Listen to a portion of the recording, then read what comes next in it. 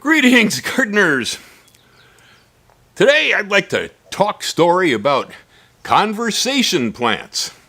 Have you ever noticed that there are certain plants that grow in your garden that seem to elicit more discussion, more talk, more people hanging out around those plants than anything else? Well, those are the ones I call conversation plants. And there are some plants that are pretty well adapted to that. For instance, while I lived in California, I had a beautiful Nagami kumquat tree. Well, that tree wasn't real big, and also it was the kind of thing you can get near, and when people come into the garden, and most of the time it had beautiful orange kumquats dangling in it that were irresistible. Some people who knew what a kumquat was would immediately gravitate to them and start sticking them in their mouths. On the other hand, there were a lot of people really who've never eaten a kumquat. And so that usually starts a conversation too. What is that? How do you eat it? And it's like, well, you eat the whole thing, skin and all. Really? Yeah, it's true. And there's a lot of bioflavonoids in the skin, and so it's really a healthy piece of citrus. It's one of the few that we eat, everything. And so even for those who'd never had a kumquat, it usually starts up a conversation because that first rush of acid juice is usually, ow, really? And keep chewing because the sugar on that fruit is in the skin, and the longer you chew it, the sweeter it becomes. So there's always talk, and so we would hang around the tree and eat kumquats, talk story, talk about anything, but maybe talk about kumquats, talk about growing them, the similar sorts of plants, maybe anything that has a really delicious fruit that's easy to pick and put in the mouth, does not need processing, so you can stand right in a garden, pluck them with your friends and put them in your mouth.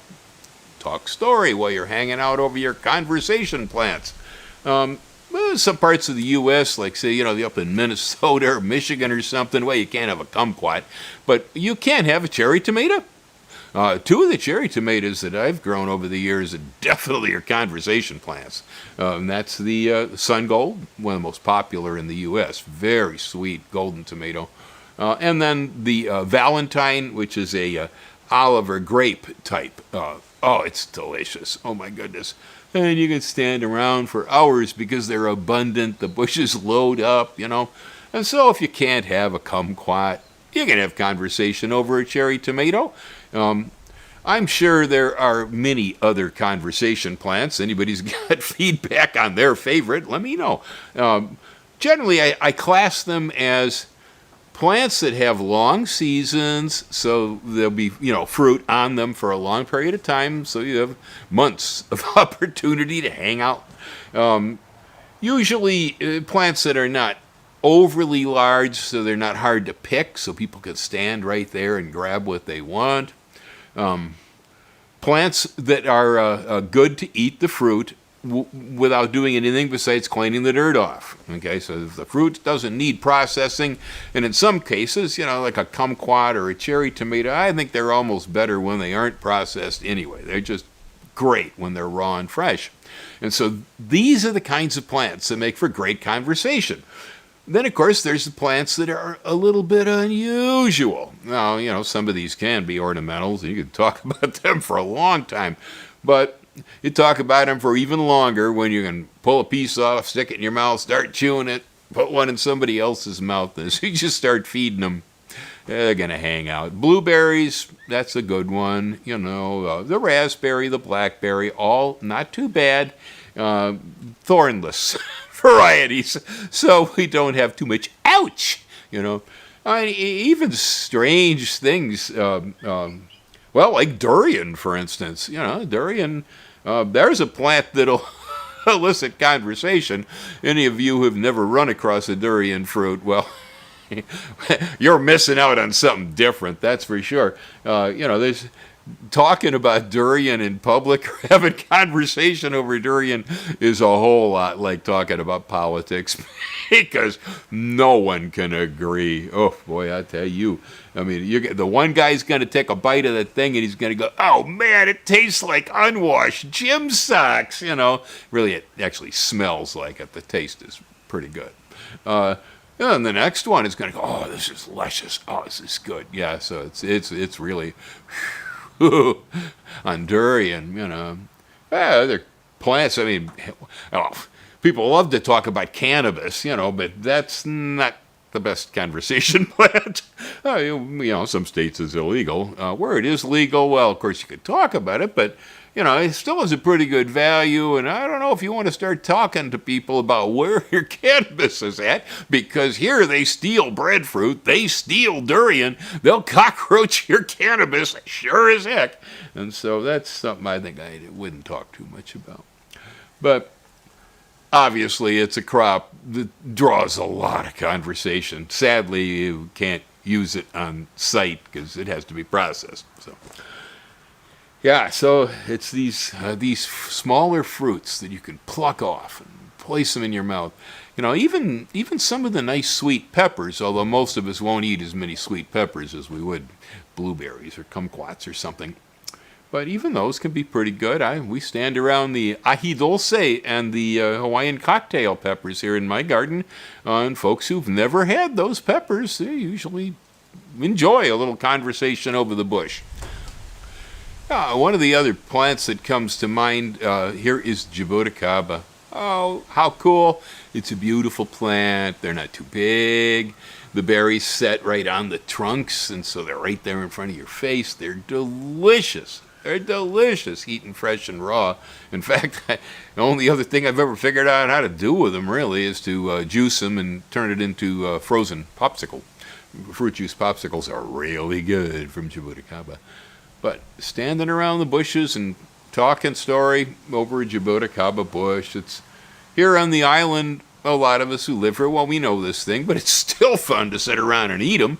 And folks who've never had them who come here visiting, oh, wow, I mean, it's a real treat. And so there's always stories going on around Jaboticaba. So there you have the basic idea. I'm sure after all this lockdown and COVID, everybody could stand hanging out with a little social distancing around your trees and talking with friends, Since you can't eat with a mask on, I guess you're going to have to take that thing off. So, a kumquat tree maybe might be 12 foot in diameter. Well, that leaves enough space. They're at 6 foot apart for social distancing. I seriously doubt that COVID passes through the canopy. So, one of you standing on one side of the bush and one on the other talking story. Sounds safe enough to me. Another one of the trees that just crossed my mind. Oh, I almost forgot about it.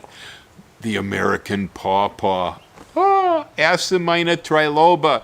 Now, Asamina Triloba is kind of a large fruit, so it's not that easy to be sitting around with friends and chewing on them under the tree, although you can. It's also a fairly short season, in about a month or so maybe, that pawpaw comes in, no matter where you're at. But I don't think I've ever grown another tree in my life that made me more friends than the pawpaw tree. Well, when people in California rare fruit growers found out that Bill was growing pawpaws, I had buddies. Oh man, everybody wanted to taste pawpaws. They wanted to buy fruit. They wanted the trees. They wanted the seed, etc., etc. And now, not to be confused with, of course, the Australian pawpaw, which is the Caricia papaya, the papaya, as we call it in the United States. There's two different things. For those of you down in Australia who might be listening, the American pawpaw is actually an annona related to the chirimoya, one of the hardiest and the most northern members of that family, and they're real good. If you haven't grown any of them, I highly recommend it. It's a fabulous fruit. Boy, I tell you, it's going to make you friends. Oh, man. I could become one of the most popular guys in the Bay Area when everybody found out I had pawpaws. Would you believe one of the guys I ran across in that was a legal abalone diver. He did abalone free diving, and he would trade me fresh abalone for pawpaws. Fresh abalone steak is worth about $125 a pound. My pawpaws made me just a perfect, wonderful man. I'm telling you, people are willing to give anything to get a pawpaw. I didn't get any offers on diamonds, but we won't talk about other things people trade. But anyway, so, aloha, wander around the garden out back there, look at your trees and think about it, and where you live, different plants grow, and different plants would qualify as your conversation plants, But there are so many, and after COVID, we could all stand to talk story together for a while. Wouldn't hurt us a bit.